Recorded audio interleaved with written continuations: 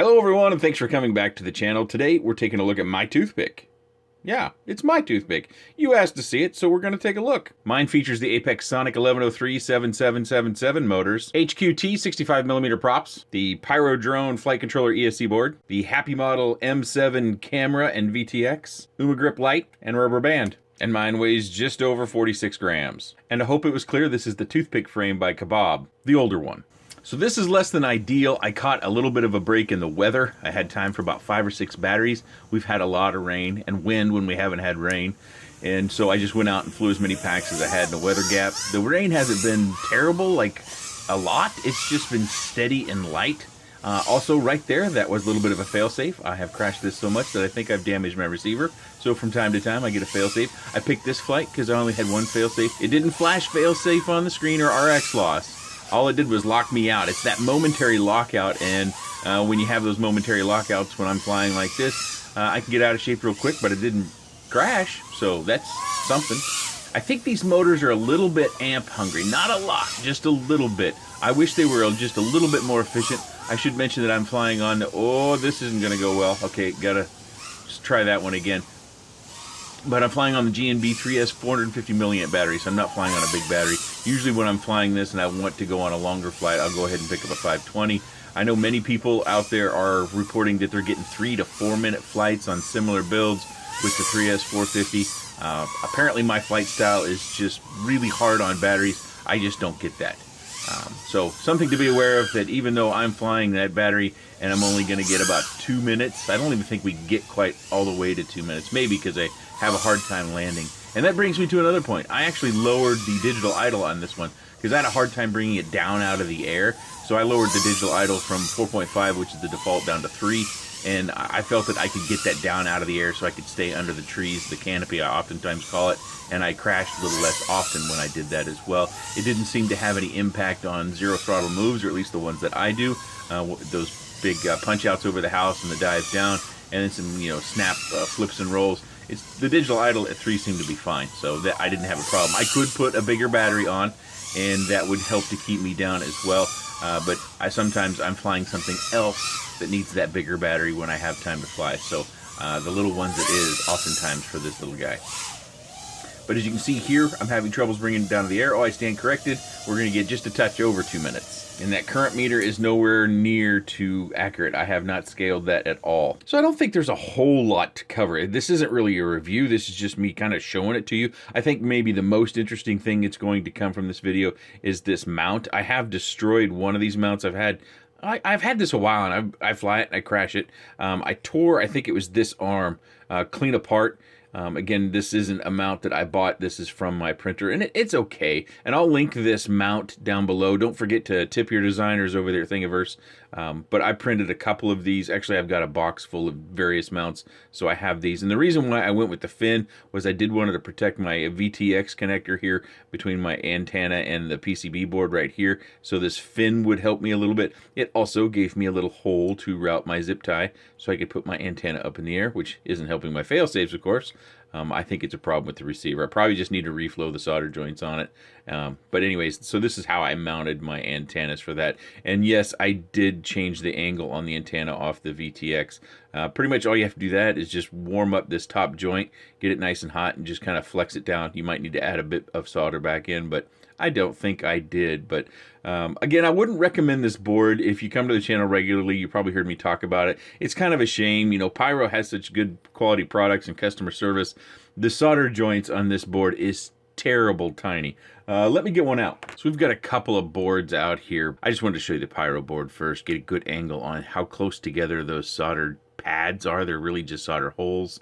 They're really close together. And if you have a motor like the Diatone Mambas, I wouldn't even try to get the Mambas on here because they use a thicker gauge wire on the Mamba motors, and I don't know if it's viable. Even the most expert of solder, I just don't know if you're going to be able to get it on there without those two touching.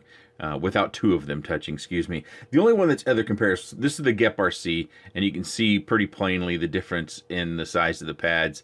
The distance between the pads is probably a little harder to make out. Let me see if I can zoom in a bit. So hopefully if I can hold steady, you get to see a little bit about the distance between the pads. And I know the GNB pads are quite a bit larger.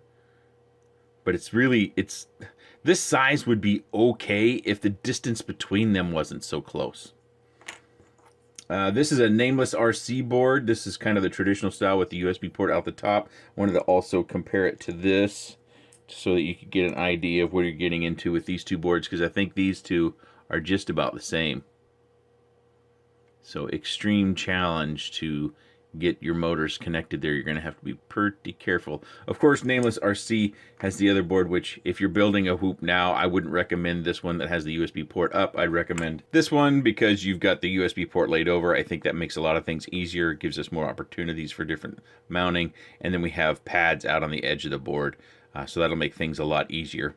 And they have pads on both sides of the board for all your soldering needs. So this is the board from Nameless RC that I would recommend for anybody who's soldering, because this one and the Beta FPV board, I have got a bias right now, or a very strong opinion, that I think we need to move to this, you know, horizontal mounted USB port. I think that's a much better purchase, because if you buy one of these and then later on you change your mind as a frame, you have to hope, if you have a vertical USB port, that the frame is going to work. And then you have to take this USB port into consideration in your mounting, because you'll need to reach the USB port at least once when you're setting things up.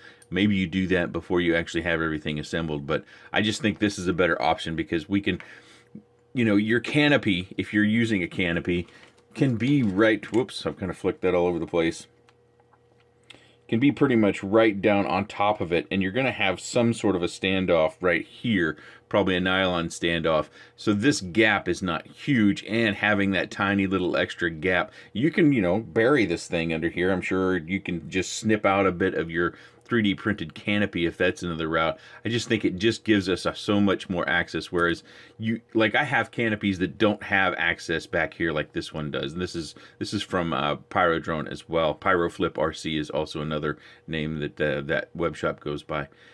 But you have a lot of different canopy options, and you can modify them easily. So if you don't have a printer, or you're not someone who designs prints, a horizontal USB port is going to make things a bit easier for you. And I think we'll start to see more canopies come with that in mind as an element to differentiate from other canopies, and frames for that matter too. I think other than the board and the amp draw being a bit high, those are really the only two things that I think most people will get from this video. Maybe a little bit of a fun flight. Obviously, I used a longer screw in the front so I could change my camera angle, but this mount only comes in a 30-degree tilt. I'd like to see something that was at 20 degrees as well, and it holds the camera very well. That's one thing I'll say for this mount. It holds the camera very well. Outside of the other features, it holds the camera very well. I said that 3 times in a row. Do you get that? It's hard to get out. It's a lot easier to get in, but it's hard to get out. When I tore this part on the last one, I had a doozy of a time getting the camera out. But that's a good thing. You don't want the camera coming out. Be careful when these all-in-one cameras. Don't pull them from the PCB. You need to be pushing from the lens. If you pull back here, you're going to end up separating the lens from the sensor on the board, and that's probably going to give you a fit, getting it all lined up just perfect so that it has the image quality that you're used to seeing. So that is my ToothPick. I think just about all the components were bought from Pyro Drone or Pyroflip. And I've got a list down below that if you choose to build one just like mine, that you'll be able to do that just buying parts from Pyro Drone, I think. I'm not certain about the camera. There's not that many parts to these things. Okay, if you have any comments, questions, suggestions, or otherwise, please let me know in the section down below. I appreciate your time, and thanks for watching. Hello, everyone, and thanks for coming back to the channel. Today...